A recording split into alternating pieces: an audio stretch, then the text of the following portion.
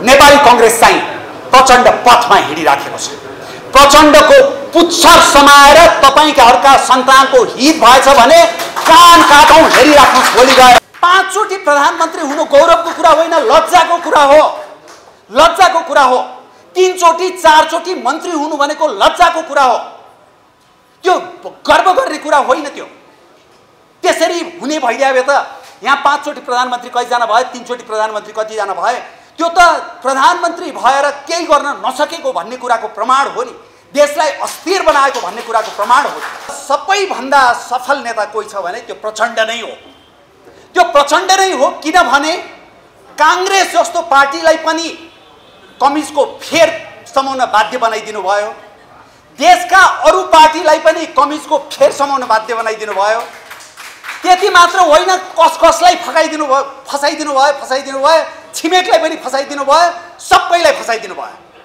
र अहिले 32 सिट लिएर देशको नेतृत्व गरिराख्नु भएको छ।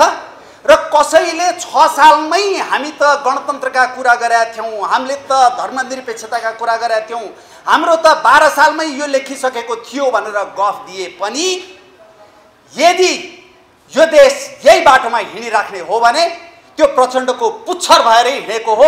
र सबैलाई प्रचण्डले पुच्छर बनाइदिएको हुनाले मैले त कहिलेकाहीँ भन्ने गरेको छु, कांग्रेस पार्टीको कार्यालयमा बीपी कृष्ण प्रसाद भट्टराई गणेशमानको फोटो हटाएर प्रचण्ड, गिरिजा प्रसाद कोइराला र बाबुराम भट्टराईको फोटो झुन्ड्याउने हो कि भनेर भन्ने गरेको छु। साथीहरू, राजनीतिक क्षेत्रका र अन्य क्षेत्रका साथीहरू, मेरो मन्तव्यलाई मैले अलिकति पृष्ठभूमिमा राख्न चाहन्छु र त्यसपछि यो आजको विषयमा म प्रवेश गर्न चाहन्छु। पृष्ठभूमिको कुरा गर्दाखेरि मैले गर्न खोजेका केही कुराहरू यहाँ कांग्रेस पार्टीका साथीहरू पनि हुनुहुन्छ होला, अन्यथा नलिदिनु होला। कांग्रेस यस्तो पार्टी हो जहाँ कांग्रेस पार्टी भित्रै बसेर चन्द्र भण्डारीजीले राख्नु भएको जस्तो दृष्टिकोण राख्न सकिन्छ। त्यसो हुनाले अलिकति सकारात्मक रूपमा लिदिनु हुनेछ भन्ने मैले अपेक्षा गरेको छु।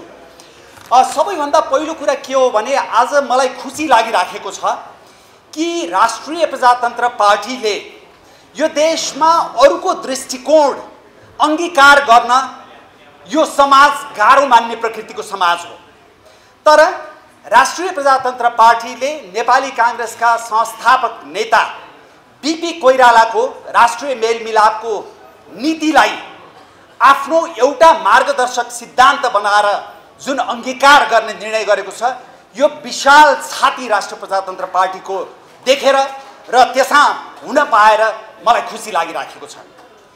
दुःख चाहिँ कहाँ लागेको छ भने आज बीपी स्मृति दिवस, बीपी को जन्मदिन, बीपी को कार्यक्रम राष्ट्रिय प्रजातन्त्र पार्टीले राजनीतिक रूपमा बनाइराखेको छ, तर कांग्रेसले चाहिँ राजनीतिक रूपमा बीपीलाई सम्झिन नसकेर आज बीपी को साहित्यिक व्यक्तित्वको चर्चा गर्दैछ आफ्नो कार्यालयमा। यो बडो विडम्बनापूर्ण स्थिति हो। र अर्को कुरा के हो भने मैले यो पहिला पनि मन्तव्यहरूमा भनेको छु, यसलाई कांग्रेसबाट आउनुभएका साथीहरूले अन्यथा नलिदिनु होला। 2046 सालपछि यो देशमा सबैभन्दा सफल नेता 2046 सालपछि, ती नेतासँग मेरो वैचारिक रूपमा असाध्य विमति छ। म वैचारिक रूपमा कडा रूपमा मैले आलोचना गर्ने गरेको छु, तर सबैभन्दा सफल नेता कोही छ भने त्यो प्रचण्ड नै हो। त्यो प्रचण्ड नै हो, किनभने कांग्रेस जस्तो पार्टीलाई पनि कम्युनिस्टको फेर समाउन बाध्य बनाइदिनु भयो। देशका अरू पार्टीलाई पनि कम्युनिस्टको फेर समाउन बाध्य बनाइदिनु भयो। त्यति मात्र होइन, कसलाई फसाइदिनु भयो, छिमेकलाई पनि फसाइदिनु भयो, सबैलाई फसाइदिनु भयो। र अहिले 32 सिट लिएर देशको नेतृत्व गरिराख्नु भएको छ। र कसैले 6 सालमै हामी त गणतन्त्रका कुरा गरेका थियौं, हामीले त धर्मनिरपेक्षताका कुरा गरेका थियौं, हाम्रो त 12 सालमै यो लेखिसकेको थियो भनेर गफ दिए पनि यदि यो देश यही बाटोमा हिँडिराख्ने हो भने त्यो प्रचण्डको पुच्छर भएरै हिँडेको हो। र सबैलाई प्रचण्डले पुच्छर बनाइदिएको हुनाले मैले त कहिलेकाहीँ भन्ने गरेको छु, कांग्रेस पार्टीको कार्यालयमा बीपी बीपी कृष्णप्रसाद भट्टराई गणेशमानको फोटो हटाएर प्रचण्ड गिरिजाप्रसाद कोइराला र बाबुराम भट्टराईको फोटो झुन्ड्याउने हो कि भनेर भन्ने गरेका छु। किनभने अब त्यही बाटो हिँडेकै हो, त्यही आदर्श मानेकै हो। होइन, बीपी त अहिले बाँचिराखेको भएदेखि उहाँ पनि गणतन्त्रवादी भइसक्नुहुन्थ्यो, त्यति बेलाको परिस्थिति फरक थियो भनेर जुन विश्लेषण गर्न खोज्छन् त्यो गलत विश्लेषण हो। अहिले बीपी बाँचिराखेको भए पहिलाभन्दा प्रखर राज संस्थावादी उहाँ हुनुहुन्थ्यो भन्ने मेरो चाहिँ विश्लेषण हो, मेरो चाहिँ बुझाइ। र यो स्थितिमा अब आज हामीले जुन बीपी को जन्म जयन्तीको अवसरमा यो आजको सन्दर्भमा राष्ट्रिय मेलमिलाप नीतिको अन्तर्य र औचित्य शीर्षकमा जे कार्यक्रम गर्दैछौँ, म त्यो विषयमा म प्रवेश गर्न चाहन्छु। र त्यो विषयमा प्रवेश गर्दाखेरि मैले आफ्नो मन्तव्यलाई 7वटा बुँदाको सेरोफेरोमा, त्यो संरचनागत रूपमा त्यही क्रममा म नजान सक्छु, तर 7वटा बुँदाको सेरोफेरोमा म मेरो विचार राख्नेछु। त्यो भनेको पहिलो चाहिँ 2033 साल अघि र 2033 साल पछिको बीपी, दोस्रो बीपीको अविचलित राजनीतिक इमान, दूरदृष्टि र देशभक्ति, तेस्रो 2046 सालपछि नेपाली काङ्ग्रेसले गुमाउँदै गएको बीपीको आदर्श, चौथो काङ्ग्रेसले आदर्श गुमाउँदै जाँदा क्षयीकृत हुँदै गएको राष्ट्र, राज्य र समाज। यो बुँदा मैले फेरि दोहोऱ्याउन चाहे, काङ्ग्रेसले आदर्श गुमाउँदै जाँदा क्षयीकृत हुँदै गएको राष्ट्र, राज्य र समाज। पाँचौं काङ्ग्रेसको प्रचण्डीकरण र त्यसको विषाक्त र घातक असर। छैटौं राष्ट्रिय मेलमिलाप नीतिमा फर्किनुपर्ने अत्यावश्यकता, आवश्यकता मात्रै होइन अत्यावश्यकता। र सातौं भन्न त भनियो, अघि चन्द्रजीले भने जस्तै छोयो भने आगो लाग्ला भन्ने डर, संविधानको कुनै धारा छोयो भने कसरी गर्ने भन्ने चिन्ता सबैमा छ। कसरी गर्ने भन्ने चिन्ता, त्यो कसरी गर्ने भन्ने कुरामा चाहिँ 2047 सालको संविधानमा टेकेर राजा, राजनीतिक दल र जनता बीच नवीन समझदारी गर्ने, देश जोगाउने हो भने अर्को विकल्प छैन। म यति बुँदाहरूभित्र रहेर आफ्ना केही धारणाहरू राख्दैछु। बीपी कोइराला योले जसरी मार्ग परिवर्तन गरे 33 साल पछि, त्योभन्दा अगाडि हेर्नुभयो भने 7 सालसम्मको बीपी बडो क्रान्तिकारी मात्रै होइन, वामपन्थीको असर परेको बीपी हुनुहुन्थ्यो। कैयौं विषयहरूमा वामपन्थीको असर परेको बीपी हुनुहुन्थ्यो, क्रान्तिकारी हुनुहुन्थ्यो, सशस्त्र सङ्घर्ष गरेर राणा शासन ढाल्ने भन्नेमा प्रतिबद्ध हुनुहुन्थ्यो। त्यस्तो किसिमको एउटा युवामय र जोस जागरले युक्त, बौद्धिकताले युक्त बीपी हुनुहुन्थ्यो। त्यसपछि 7 सालमा राणा शासन ढलेपछि 7 देखि 17 सालसम्मको बीपी हेर्नुभयो भनेदेखि त्यो सरकारमा जाँदाखेरि उहाँले पहिला जुन किसिमको धारणाहरू, कैयौं दृष्टिकोणहरू राख्नुहुन्थ्यो, राजेश्वर देवकोटाको किताबमा हो क्यारे एक ठाउँमा लेखिएको छ, तपाईको पशुपतिनाथलाई चाहिँ म्युजियममा लगेर राख्नुपर्छ भनेर उहाँले एक ठाउँमा भन्नुभयो। तर पछि सरकारमा आइसकेपछि उहाँले त्यसलाई काट्ने गरेर पशुपतिनाथको महत्त्वको बारेमा र त्यो नेपाली समाजमा कति महत्त्व छ भनेर उहाँले फेरि बोल्नु पनि भएको छ। उहाँले भन्नुभएको छ, म धर्मको अभ्यास गर्दिनँ, तर म धर्म विरोधी चाहिँ होइन, धर्मको अभ्यास गर्दिनँ। त्यो 7 देखि 17 सम्ममा तपाईले सरकारमा जाँदाखेरि हेर्नुभयो भने त्यति बेलाको बीपी रूपान्तरकारी दृष्टिकोणहरू, दूरदृष्टिहरू राखेको बीपी। त्योभन्दा अगाडि उहाँले गर्न चाहेको र अब सरकारमा राजासँग मिलेर जानुपर्छ भन्ने धारणा राख्ने बीपी 2007 देखि 17 को बीचमा हामीले पाउँछौँ। र 17 सालमा मलाई चाहिँ के पनि लाग्छ भने 17 सालसम्मको बीपी, प्रधानमन्त्री हुँदासम्मको बीपी चाहिँ अलिकति प्रतिक्रियात्मक र अलिकति अपरिपक्व बीपी पनि हुन्। त्यो भनेको के हो भने संसारमा कि तपाईले राजा मान्नुहुन्न, राज संस्था नै मान्नु हुँदैन, तर राज संस्था मानिसकेपछि राज संस्थाको एउटा प्रोटोकल हुन्छ, त्यसलाई सबैले पालना गर्नुपर्छ। सबैले पालना गर्छन्, संसारभरि पालना गर्छन्। तपाईहरुले अहिले गुगल गर्नुभयो भने एउटा फोटो देख्नुहुन्छ, बीपीले म पनि जनताबाट निर्वाचित प्रधानमन्त्री हुँ, जनता र राजा समान हुनुपर्छ भनेर राजासँग बस्दाखेरि ट्याक्क उपर खुट्टी लाएर राजाको पछाडि सोफामा हात राखेर बसेको फोटो तपाईँले अहिले पनि गुगल गर्नुभयो भने पाउनुहुन्छ। त्यो उपयुक्त कुरा होइन, त्यो अपरिपक्वता हो। किनभने कि राज संस्था मानिँदैन कि राज संस्थाको गरिमा राखेर व्यवहार गरिन्छ। त्यसकारणले त्यो राजासँग डिल गर्ने कुरामा यहाँ अगाडि बसेको पत्रकार भाइहरूले नै कुरा गरिराख्नु भएको छ है। धेरै भाइहरू अगाडि तपाईँहरूले क्यामेरा अन राखेर आफू चाहिँ गफ गरेर बसिराख्नु भएको छ। प्लिज त्यसो नगरिदिनुहोस्, त्यसले डिस्ट्र्याक्सन भयो। अझै सुन्नु भएको छैन दुईजना भाइहरूले, तपाईँहरूले दुईजना भाइहरूले अझै सुन्नु भएको छैन। तपाईँहरूले क्यामेरा अन राखेर गफ गरेर बस्नु भएको छ, त्यसले अन्त पनि डिस्ट्र्याक्ट गर्यो। तपाईँहरूले नगरिदिनुहोस् प्लिज त्यसो। र त्यो राजाको एउटा प्रोटोकललाई मेन्टेन गर्नुपर्छ र अन्य विषयहरूमा पनि कतिपय कुरामा प्रतिक्रियात्मक भएको देखिन्छ। 17 सालदेखि तपाईँको 33 सालसम्म पहिला नेपालको जेलमा अनि निर्वाचनमा बीपी बस्दाखेरि सशस्त्र सङ्घर्ष गरेरै व्यवस्था बदल्ने हो भन्ने दृढता बीपीमा देखिन्छ र त्यसको लागि बर्मादेखि हात हतियार किन्नेदेखि युरोपका विभिन्न ठाउँमा संवाद गर्नेदेखि विभिन्न कुराहरू भएका छन्। अब 33 सालको एउटा त्यो मेलमिलाप नीतिको जब बीपीमा सोच आयो, त्यो चाहिँ नेपाली राजनीतिको एउटा महत्त्वपूर्ण कोषढुङ्गा हो।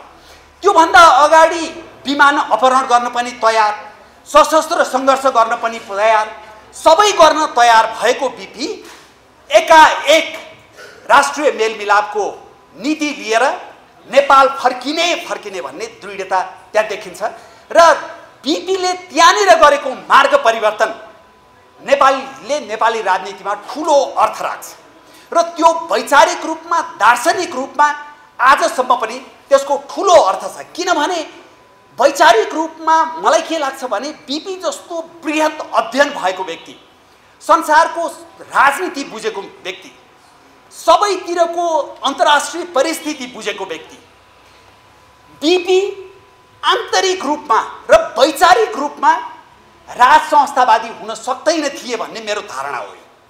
किन सक्दैन थिए भने त्यस्तो व्यक्तिहरू सामान्यतया मेरिटोक्रेटिक हुन्छन्, उनीहरू उत्कृष्टतामा विश्वास गर्छन्। किनभने उनीहरूले संसार देखेका छन्, बुझेका छन् र उत्कृष्टता नै सबैभन्दा प्रमुख आधार हो राष्ट्र रूपान्तरणको भन्ने कुरा उनीहरूलाई थाहा हुन्छ। उत्कृष्टता भनेको मोनर्की, मेरिटोक्रेसी भनेको मोनर्कीसँग कन्फ्लिक्ट गर्छ।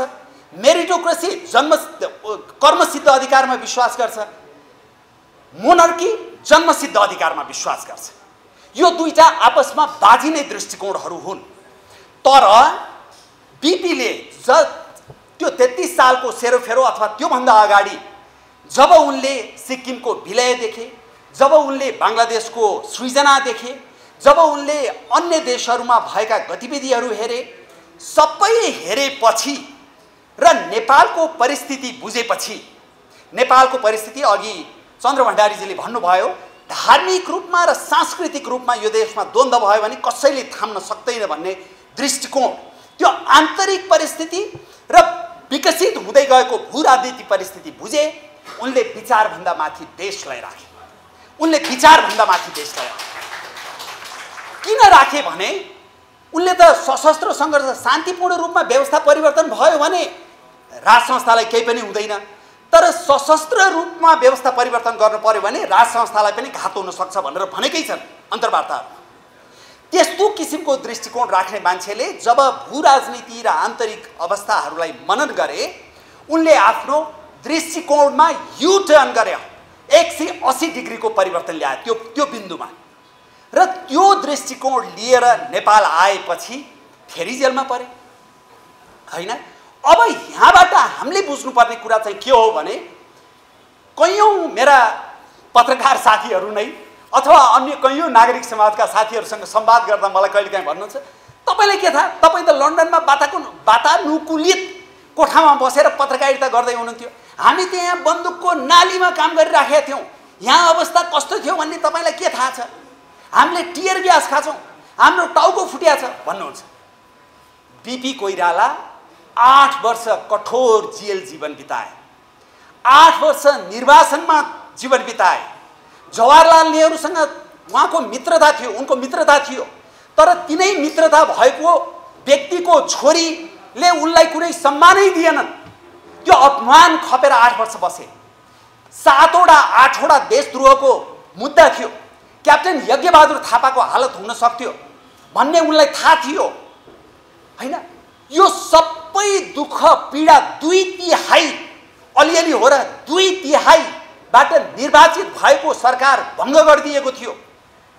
त्यत्रो पीडा भोग्दा भोग्दै उनले यो देशमा राजा र जनता नमिल्ने हो भने, यो देशमा राजनीतिक दल र जनता नमिल्ने हो भने यो देशको अस्तित्व नै सङ्कटमा पर्छ र मेरो र राजाको घाँटी जोडिएको छ भनेर उनले त्यसै भनेका होइन। त्यसो हुनाले अहिले टियर ग्यास खाए, टाउको फुट्यो, बन्दुकको नालमा काम गरे, के दुःख भयो? के दुःख भयो? देशको लागि सोच्ने हो भने त्यो दुःख पनि दुःख हो र? दुःख भने त त्यति बेला गणेशमान सिंह, कृष्णप्रसाद भट्टराई, बीपी कोइराला र अरू पनि धेरै नेताहरू हुनुहुन्छ जसले गोलघरमा जीवन बिताउनु भयो, जसले साँच्चीकै कष्टकर जीवन बिताउनु भयो। उहाँहरूको दुःख दुःख हो र त्यो दुःखभन्दा, व्यक्तिगत दुःखभन्दा माथि उठेर बीपीले त्यो इमान, त्यो दूरदृष्टि र त्यो आदर्श नेपाली राजनीतिमा स्थापित गरे कि देश चाहिँ पहिलो हो, नेसन फर्स्ट। नेसन फर्स्ट भन्ने शब्दावली प्रयोग गर्यो भने यहाँ कैयौँ उदारवादीहरू यो त एकदम अतिवादीहरूले भन्ने कुरा हो, नेसन फर्स्ट भनेर भन्छन्। होइन, कुनै पनि देशको लागि, त्यो युरोपको देश होस्, त्यो एसियाको देश होस्, कुनै पनि देशले सबभन्दा पहिला हेर्ने भनेको आफ्नो राष्ट्रिय हित हो। त्यसै हुनाले त्यो नेसन फर्स्ट आफ्नो विचारभन्दा माथि उनले देशको विचारलाई राखे र त्यो दृष्टिकोण लिएर नेपाल आएर त्यत्रो पीडा खप्दा खप्दै र क्यान्सरबाट ग्रस्त भएर अमेरिका राजाले उपचार गर्न पठाएर फर्किने बेलामा बेलायतमा दिएको अन्तर्वार्तामा, यो ध्रुवहरि अधिकारी र मणि राणालाई दिएको अन्तर्वार्ता जुन बाराखरीले प्रकाशित गरेको छ, त्यति बेला 35 सालमा लिएको अन्तर्वार्तामा समेत उनी के भन्छन् भने होइन, नेपालमा राजा र प्रजा, राजा र राजनीतिक दलहरू नमिलिकन सुखै छैन, नत्र त्यो नेपालको अस्तित्व सङ्कटमा पर्छ, मिल्नै पर्छ, नमिलिकन सुखै छैन भनेर त्यो बिन्दुसम्म उनले त्यही भन्छन् र अन्तिम जीवनको अन्तिम घडीसम्म त्यो आदर्शलाई कायम राखेर बस्छन्। अब आजको परिप्रेक्ष्यमा यसलाई जोडौँ। त्यति बेला नेपालको राष्ट्रियता जति सङ्कटमा थियो, सम्भवतः नेपालको राष्ट्रियता आज त्योभन्दा दर्जनौँ बढी गुणा सङ्कटमा छ। किन सङ्कटमा छ भने सम्पूर्ण परिस्थिति, आन्तरिक र बाह्य परिस्थिति परिवर्तन भयो। बाह्य परिस्थिति कसरी परिवर्तन भयो? हाम्रा दुईटा छिमेकी, संसारका सबैभन्दा शक्तिशाली मध्येको सैनिक शक्ति, आर्थिक शक्ति, भौगोलिक शक्ति, जनसाङ्ख्यिक शक्ति बनिराखेका छन्, सँगसँगै प्राविधिक शक्ति पनि। विशाल जनसङ्ख्या छ, विशाल भूगोल छ, हामी भूपरिवेष्टित छौँ। यो दुईटा देशको यस्तो किसिमबाट उन्नयन हुँदा अन्तर्राष्ट्रिय राजनीतिको, भू राजनीतिको केन्द्र अब यो दुईटा देशको वरिपरि घुम्दैछ भन्ने कुरा कसैले पनि इन्कार गर्न सकिँदैन। जब तपाईँ अन्तर्राष्ट्रिय र भू राजनीतिको केन्द्रमा पर्नुहुन्छ तर तपाईँको देशका संस्थाहरू सबै तन्नम छन्, सबै कमजोर छन्, तपाईँ संसारमा सबैभन्दा भ्रष्ट मध्येको मुलुक हुनुहुन्छ, सबैभन्दा अनैतिक मध्येको मुलुक हुनुहुन्छ, तपाईको शिक्षाको स्तर एकदम न्यून छ, तपाईको आर्थिक अवस्था एकदमै न्यून छ। आर्थिक अवस्था न्यून नै हो, हेर्नुहोस्, त्यो पर क्यापिटल इन्कम मात्रै हेरेर हुँदैन। आर्थिक अवस्था न्यून छ र नेताहरू कुनै पनि बेला 5 चोटिबाट 7 चोटि प्रधानमन्त्री हुन पनि तयार भएर बसेका छन्। 5 चोटि प्रधानमन्त्री हुनु गौरवको कुरा होइन, लज्जाको कुरा हो, लज्जाको कुरा हो। 3 चोटि 4 चोटि मन्त्री हुनु भनेको लज्जाको कुरा हो, त्यो गर्व गर्ने कुरा होइन। त्यो त्यसरी हुने भइदिए त यहाँ 5 चोटि प्रधानमन्त्री कतिजना भयो, 3 चोटि प्रधानमन्त्री कतिजना भए, त्यो त प्रधानमन्त्री भएर केही गर्न नसकेको भन्ने कुराको प्रमाण हो नि, देशलाई अस्थिर बनाएको भन्ने कुराको प्रमाण हो हैन। र अहिले कसैले लोभ देखाएको खण्डमा बिक्ने नेताहरू भएको ठाउँमा उहाँहरूले फेरि बीपीलाई उदाहरण सम्झिदिए हुन्थ्यो, प्रेरणा सम्झिदिए हुन्थ्यो। अघि डाक्टर भीमाजुर आचार्यले भन्नुभयो 36 सालको यो जन्म सङ्ग्रहतिरको कुरा, जति बेला विद्यार्थी आन्दोलन भइरहेको थियो, उहाँलाई हामी 48 घण्टाभित्र राष्ट्रपति बनाइदिन्छौँ भन्ने कहीँबाट प्रस्ताव आयो। तर उहाँले म विचार गरेर मात्रै जवाफ दिन्छु भन्नुभयो। पछि त्यो चाहिँ हुँदैन भन्ने भएपछि पार्टीका साथीहरूले सोद्धाखेरि उहाँले भन्नुभयो यदि मैले तत्काल जवाफ दिएको भएदेखि अर्को पात्र खडा गरेर उनीहरूले राष्ट्रपति बनाउँथे। यसरी बनाएको राष्ट्रपति 240 वर्षको इतिहास भएको राज संस्थालाई त यिनीहरूले 48 घण्टामा ढाल्न सक्छन् भने मलाई कति समय देला भनेर मान्नु भएन। यहाँ अहिले प्रधानमन्त्री मात्रै होइन मन्त्री दिन्छु, तपाईको 1 महिनाको लागि आधा महिनाको लागि मन्त्री दिन्छु भन्यो भने पनि मरिहत्ते गरेर जान्छ। यस्तो समाज बनेको ठाउँमा हामी भूराजनीतिक रूपमा अत्यन्तै जटिल इतिहासकै जटिल मोडमा छौँ। आन्तरिक रूपमा तपाईहरुले हेर्नुभयो भने हामी सबैले अनुभूति गरिसकेका छौँ। त्यो विस्फोट हुँदैछ, बिस्तार विस्फोट हुँदैछ। धार्मिक द्वन्द्वको सङ्केतहरू देखिन थालेका छन्, घृणा भावका सङ्केतहरू देखिन थालेका छन्, जातीयताका सङ्केतहरू देखिएका छन् र त्यो विष यति घातक हुन्छ। हेर्नुस्, बुद्धिमानले आफै पढेर मात्रै जान्ने होइन, बुद्धिमानले देखेर जान्नुपर्छ, देखेर सिक्नुपर्छ। संसारका एसिया, युरोप, अफ्रिकाका तपाईहरुले देशहरू, ठाउँहरू हेर्नुभयो भने धार्मिक र सांस्कृतिक जातीय द्वन्द्व भने यति घातक हुन्छ कि त्यसले बाल बच्चा, वृद्ध वृद्धा भन्दैन, त्यसले पुरुष महिला भन्दैन, त्यसले कुन जाति कुन धर्मको भन्दैन। त्यो अत्यन्तै क्रूर हुन्छ। नपरुन्जेल महसुस नगर्नु त्यो ठुलो भूल हो। माओवादी द्वन्द्व हुने बेलामा पनि मेरा धेरै साथीहरू भन्थे यो पेपर टाइगर मात्रै हो, कागजको बाघ हो, कागजको बाघ हो भनेर भन्थे। जब काठमाडौँमा आफ्नै छोराछोरीलाई स्कुल पठाउन विचार गर्नुपर्ने स्थिति आयो त्यसपछि अतालियो काठमाडौँ पनि। त्यस्तो अवस्थामा हामी छौँ र यस्तो अवस्थामा आइपुग्दा तपाईले हेर्नुभयो भने 62-63 सालको आन्दोलनलाई हेर्नुभयो भने 62-63 सालको आन्दोलन के धर्मनिरपेक्षता ल्याउनलाई भएको थियो? 62-63 सालको आन्दोलन धर्मनिरपेक्षता ल्याउन भएको थियो? 12 बुँदे माओवादी र 7 दलले दिल्लीमा 12 बुँदे सहमति गर्दा के राज संस्था फाल्ने भनेर गरेका थिए कि राज संस्थाको निरङ्कुश अंशलाई मात्रै हटाउने भनेर गरेका थिए? र त्यसपछि पुनर्स्थापित संसदको 2063 साल जेठ 4 गते बसेको पहिलो संसदको बैठकमा यिनै पार्टीहरूले 7 दल र माओवादीहरूले के निर्णय गरेका थिए? राज संस्थाको उत्तराधिकारी जेठी छोरी छन् भने छोरी पनि अबदेखि गद्दीको लागि हकदार हुन्छन् भनेर निर्णय गरेका थिए। त्यो भनेको के हो? राज संस्थालाई निरन्तरता दिने भनेको हो कि होइन? तर यी पापीहरूले के गरे भने त्यति बेला द्वन्द्वमा 3वटा पक्ष थियो, राज संस्था थियो, माओवादी थियो र 7 दल थियो। तर राज संस्था विरोधी 2टा पक्ष आपसमा मिले राज संस्थालाई पाखा लगाएर आफूले चाहे अनुसारको संविधान ल्याए। रातारात कहीँ नमागिएको धर्मनिरपेक्ष त्यहीँ घुसाइयो। हुँदै नभएको आन्दोलनले माग्दै नमागेको राज संस्थालाई त्यहीँ अन्त्य गरियो।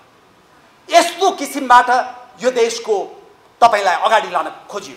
त्यति गर्दा पनि धेरै नेपालीहरूले ल अब जे भयो भइहाल्यो, राम्रो गरे भने त ठिकै छ नि, अब इतिहासमा के हुन्छ ल ठिकै छ नि भनेर माफी नदिएका होइन र त्यही अनुरूप अगाडि नबढेका होइन।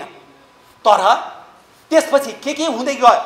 अहिले कहिलेकाहीँ मलाई मान्छेहरूले भन्छन् तपाईँ जहिले पनि यो अहिलेको व्यवस्थाको मात्रै अग्रगमनको मात्रै आलोचना गर्नुहुन्छ। त्यति बेला तपाईँको यो के गुरुङ त्यो मोटर एक्सिडेन्ट परेको प्रवीण गुरुङ नमिता सुमिता हत्याकाण्डको बारेमा किन बोल्नुहुन्न भनेर जहिले त्यो 2टा उल्लेख गर्छन्। उहाँहरूलाई म भन्न चाहन्छु कुनै पनि शासनमा संसारभरि केही अप्रिय घटनाहरू घट्छन् त्यसको औचित्य दर्शाउने होइन। तर पञ्चायतको 30 वर्षमा मानवाधिकारको कति उल्लङ्घन भयो, कतिवटा गैर न्यायिक हत्या हिंसा भयो, कति भ्रष्टाचारका काण्ड भए, ती सबैलाई एकातिर सूचीकृत गरौँ र यो 30 वर्षमा 46 सालपछि भएका हत्या, हिंसा, गैर न्यायिक हत्या र सम्पूर्ण भ्रष्टाचारका काण्डहरूलाई एकातिर सूचीकृत गरौँ। कुन चाहिँ पल्ला भारी हुन्छ? त्यसको तुलना हुन्छ। नयाँ पुस्तालाई इतिहास वस्तुपरक रूपमा सन्तुलित रूपमा पढाउनु पर्छ कि पर्दैन? सन्तुलित रूपमा नपढाएर सबैलाई विकृत वामवादीहरूले झ्याप्पै छोपिदिए। धेरै त छोपिए। अचम्मको कुरा के भने बीपीको आदर्शबाट दीक्षित नेपाली कांग्रेसका नेताहरू कसरी देशभक्त नभएर देशवादी नभएर निहित स्वार्थवादी भए, पदवादी भए, कसरी भए, त्यो चाहिँ मलाई अचम्म लाग्ने कुरा हो। त्यो पार्टीभित्र तपाईँले नि छलफल गर्नु होला चन्द्रजी, किनभने बीपीको आदर्शबाट दीक्षित नेताहरू त त्यसो नहुनु पर्ने हो नि, तर भए, सबैजना भए र यो देश दिन प्रतिदिन भड्खालोमा जाँदैछ। खालि यो देशबाट युवाहरू मात्रै गइरहेको होइन, 7 लाख युवा वर्षमा गइरहेको होइन, 1,10,000 यो देशमा राम्रा पढेका विद्यार्थीहरू देश छोडेर बाहिर गइरहेको होइन। सिटिभिटीमा अहिले 50% विद्यार्थी छैन, अरू कलेजहरूमा विद्यार्थी छैन। तपाईँले यो देश कसरी जोगाउने? सम्पूर्ण सहर, मैले अस्ति भर्खर सुर्खेत गएर आएपछि लेखेका थिएँ, सुर्खेतको यति राम्रो प्लानिङ थियो हेर्नुहोस्। 2029 सालमा राजा वीरेन्द्र र तत्कालीन अधिराज कुमार ज्ञानेन्द्र त्यहीँ बसेर विज्ञहरूको सहयोगमा गरेको प्लानिङ 46 सालपछि ध्वस्त। 2045 सालमा यो काठमाडौँ उपत्यकाको यति राम्रो प्लानिङ गरिएको थियो, 2046 साल आएपछि ध्वस्त। त्यसै गरी टिकापुर ध्वस्त, त्यसै गरी पोखरा ध्वस्त। हाम्रा छोराछोरी यो देशमा बस्नु पर्दैन? कसरी बस्ने?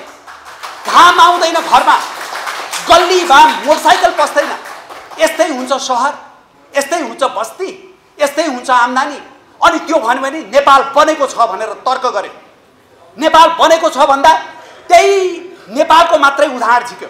त्यो बेलामा अरू देशहरू कुन गतिमा अगाडि बढिरहेको थियो भनेर छिमेकीको कम्पेयर गर्नुपर्छ कि पर्दैन? त्यसपछि पहिलाको 30 वर्षमा के भयो र अहिले के भयो भनेर कम्पेयर गर्नुपर्छ कि पर्दैन? प्राकृतिक गतिमा भएको विकास होइन। विकासले जहिले पनि प्रकृतिको गतिलाई जित्छ। प्राकृतिक गति भने के हो भने तपाईँले लगेर बगैँचामा एउटा बिरुवा रोप्नु भयो भने पनि त्यो आफै विस्तारसँग बढेर जान्छ। त्यो विकास होइन।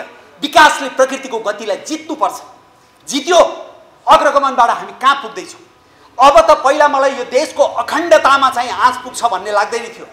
अब त म भित्रभित्र विश्लेषण गर्दा यस्तो लाग्छ, यो देशको सार्वभौम सत्ता मात्रै होइन, यो देशका अरू कुराहरूमा मात्रै होइन, यो देशको भौगोलिक अखण्डतामा समेत आँच पुग्न सक्ने परिस्थिति अब सृजना भएर गएको छ।